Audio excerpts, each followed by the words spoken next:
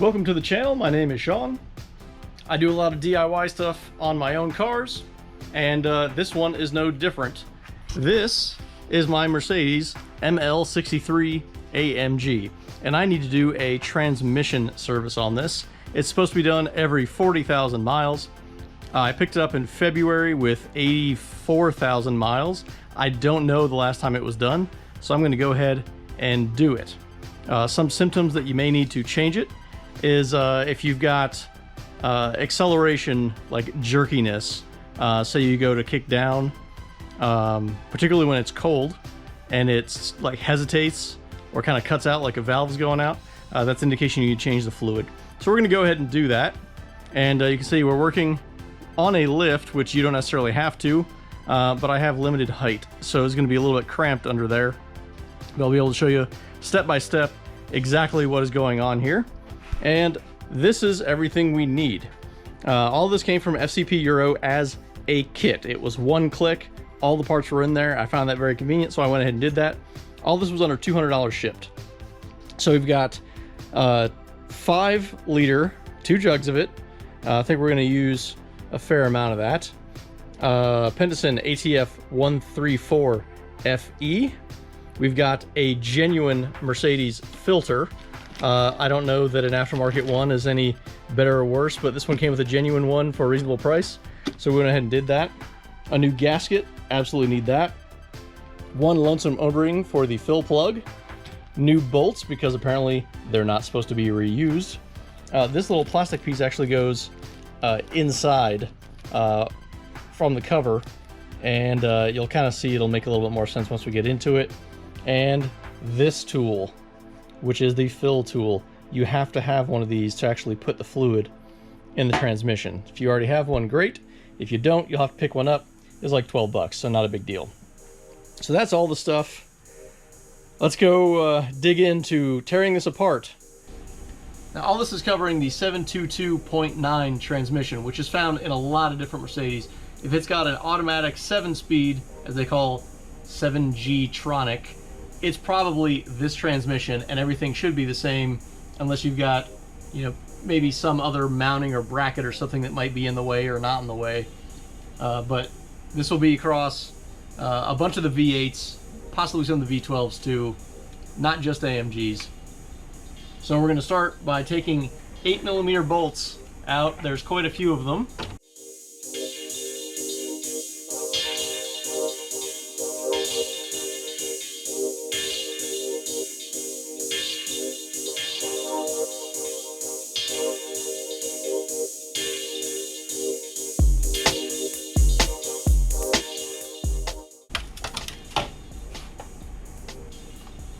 Now with the cover off, we can actually see exactly what we're working with. Here is the pan.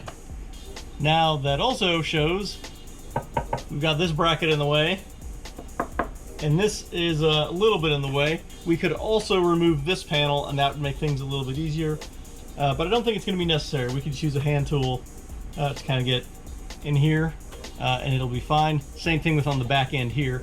On some cars, you may not have this bracket in the way, but we do in this one, so we have to deal with it. But first things first, drain. We're gonna get it right here. So this is gonna be a 6mm hex.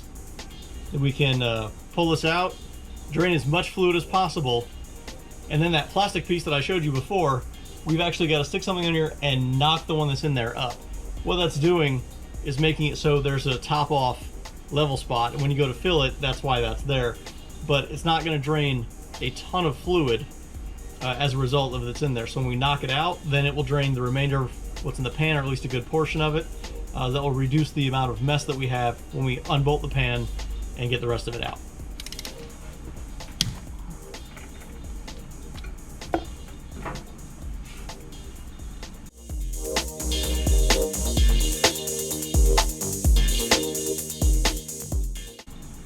You might notice that hardly anything came out, and that's probably because the level might actually be a little bit low, and that could also be causing some shifting issues. But we're going to pop the plastic piece up, and that's going to get our flow much better to get the bulk of it out of the pan.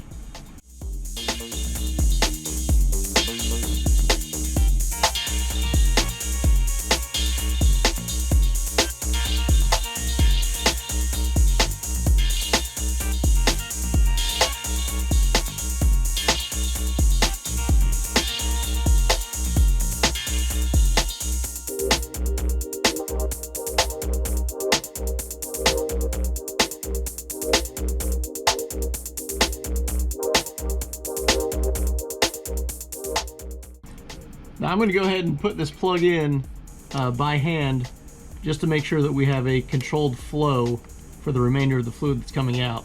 If you use a larger device than I did, that screwdriver and this hole, you might be able to actually pop it loose. I think I just knocked it sideways. I didn't really pop it out, so I might be able to get a better flow using something else.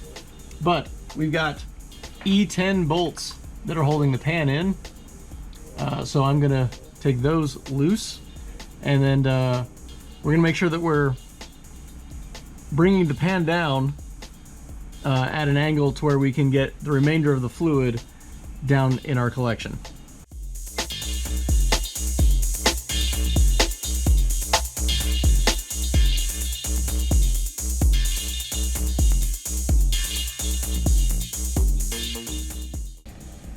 Now, if you don't have an E10, or in the case that I'm finding where this bracket is blocking it so I can't get the E10 and the 3/8 ratchet in there, is if you have a 1/4 inch and an 8mm, you can get right up in here,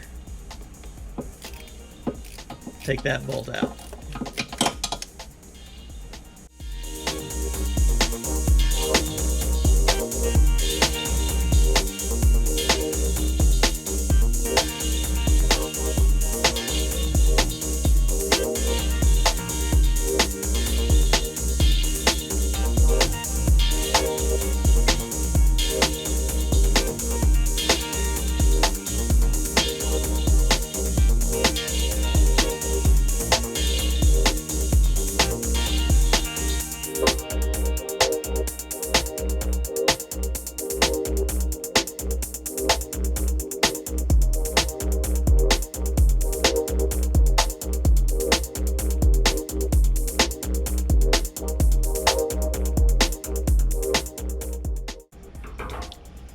Now, if you noticed, there's a wiring harness on here. There's 3 spots that it connected, and I should have disconnected that before I did any of this and probably tilted the pan this way to get the fluid out, and I'm probably still gonna have to do that. So as you just observed, made more of a mess that is unnecessary, but now we can finish getting this pan out now that we don't have a wiring harness attached to it.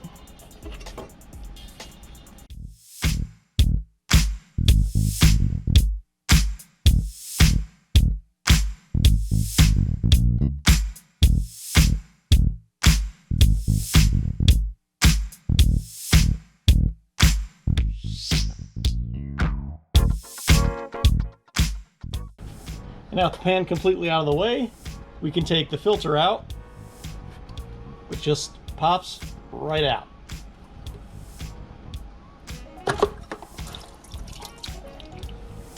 Now, if you know anything about the fluid that you're putting in, it's not black, so this definitely needed replaced. It was probably well overdue.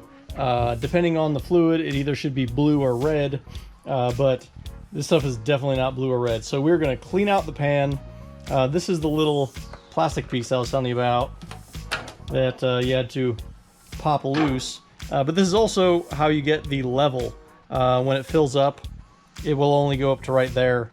So that's how you know you're getting the right fluid level, is by replacing this guy, which we do have the replacement for, so we're going to trash this. We're also going to trash the seal. We've got another one. This should not be reused, and the bolts should not be reused either, and I'll show you why when we go to put them back in. So that seal, also gone.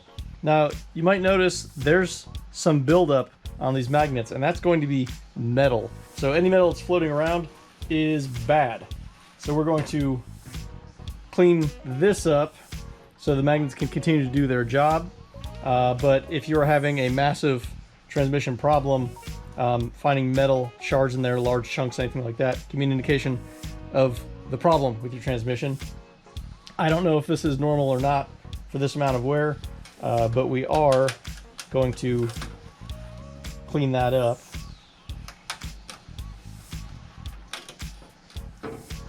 And I'm going to get all of this fluid out of the pan and get it cleaned up, so we're starting completely fresh with a new gasket and a clean pan. I've got the pan all cleaned up. Everything that I rubbed off of here was very fine stuff, so I think it's just particulate that comes off. No big chunks, no shards, anything like that. So we should be good to go. Now we're going to put on the new gasket, which simply slides on as you would think it would. There's only one orientation for it. Can't really do it wrong.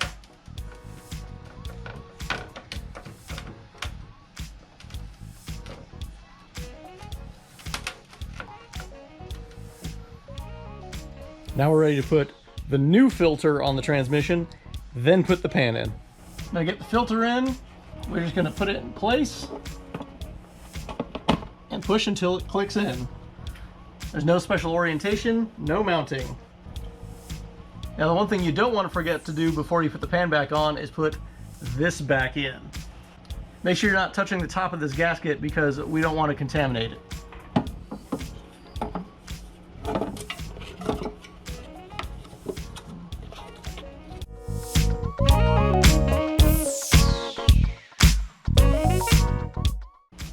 Now, once you've got this back in place, we can start putting some of the bolts in. Observing that on these spacers is a little hook, and that goes right up in the side of the pan.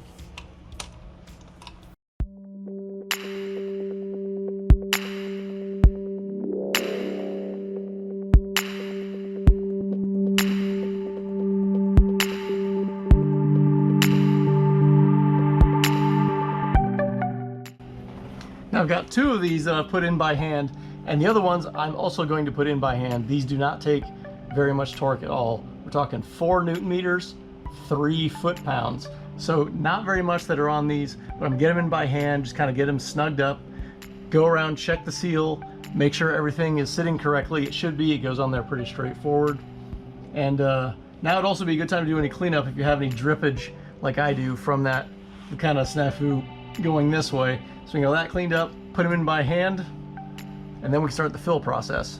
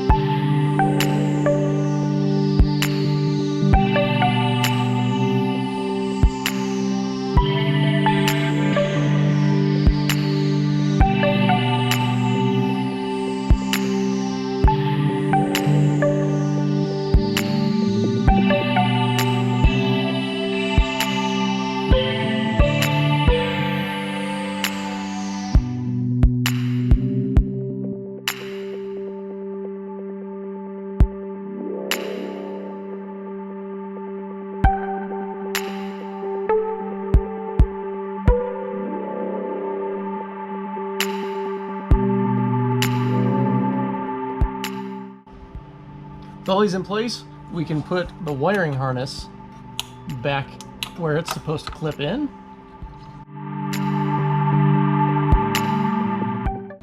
Okay, now we can go in and torque these, and we're going to try to do it kind of like a wheel just to make sure everything's good here, but it's 4 Newton meters or 3 foot-pounds, which is not very much. These are aluminum bolts.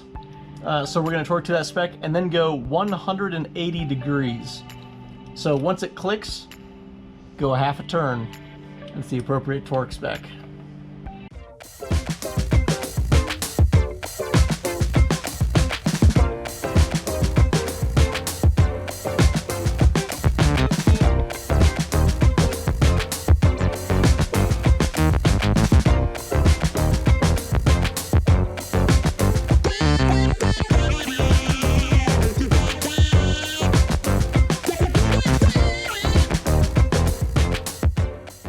And now we're to the point that we can start the fill. So I'm going to take the plug back out again. Remember, we only did that hand tight just to control what was coming out. There is nothing in the pan. I'm also going to go ahead and replace this washer that is on this plug before I forget and end up putting the same one back in. With our filler adapter, I'm going to go ahead and put it in by hand.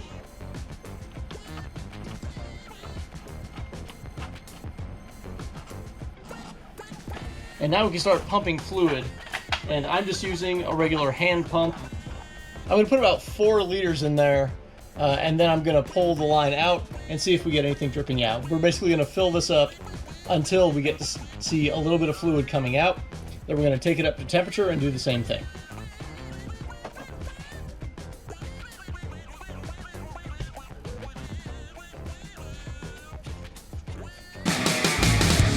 All right, now I have pumped in 4 liters.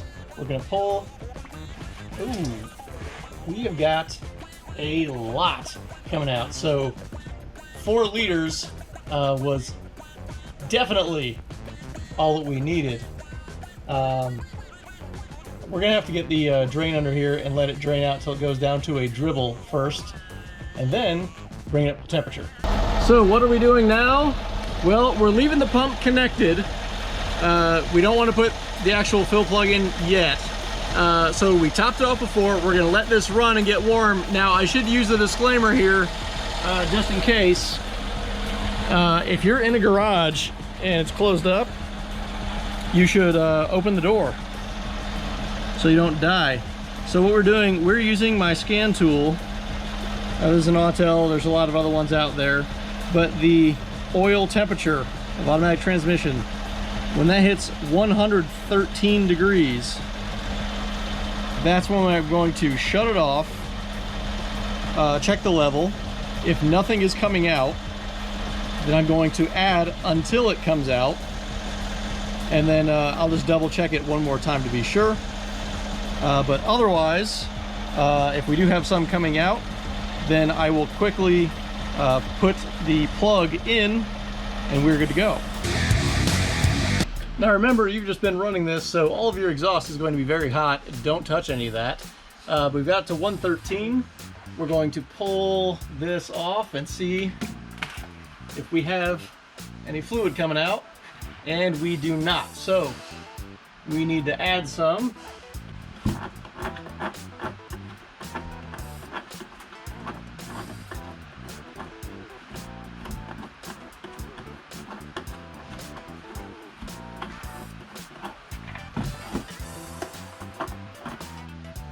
I've added about another ½ liter.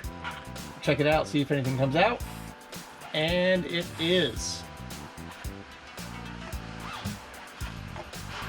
So now we're going to let this drain out just a little bit till it goes to a slow drip, and then we'll put the plug back in.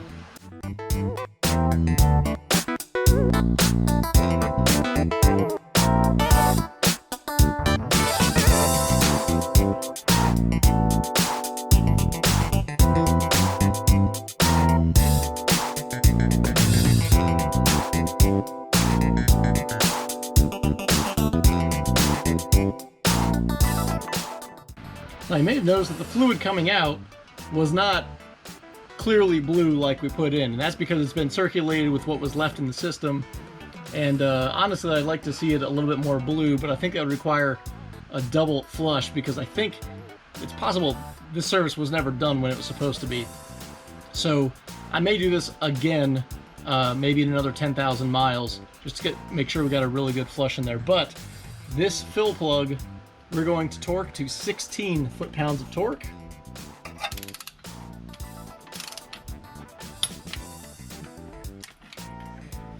And now we've just got to make sure that everything is clean under here because it's a little bit grimy.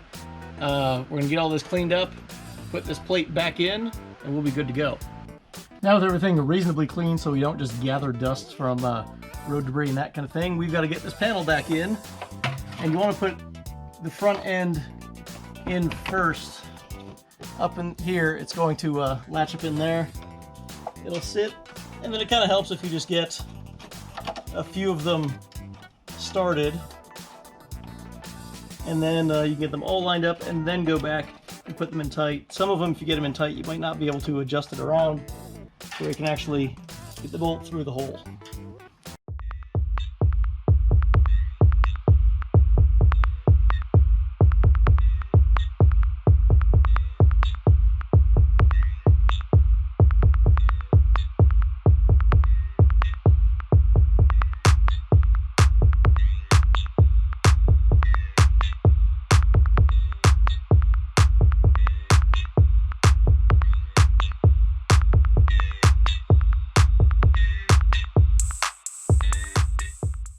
Now this bolted in, we're good to go. We can go for a test drive and make sure everything shifts okay. I'm going to do that off camera because it kind of makes sense. And that's a wrap. The entire procedure, you only have to have one real specialty tool, the diagnostic, so you can see the transmission temperature. But other than that, pretty straightforward, really not that bad. You really shouldn't wait as long as this one was to get done. Like I said, I'm probably going to do it again here sooner than later after I get a few miles on it, rather than just draining the whole thing again. We'll see how everything goes. Everything should be great. If you like this video, make sure you give it a thumbs up. If you found it helpful, consider subscribing and hitting the notification bell so you get a notification every time we have a new upload. It's not just McLaren stuff, I do Mercedes stuff too as it comes up, and some other cars as those come up. If you have any questions about this video, make sure you comment below, and thanks for watching.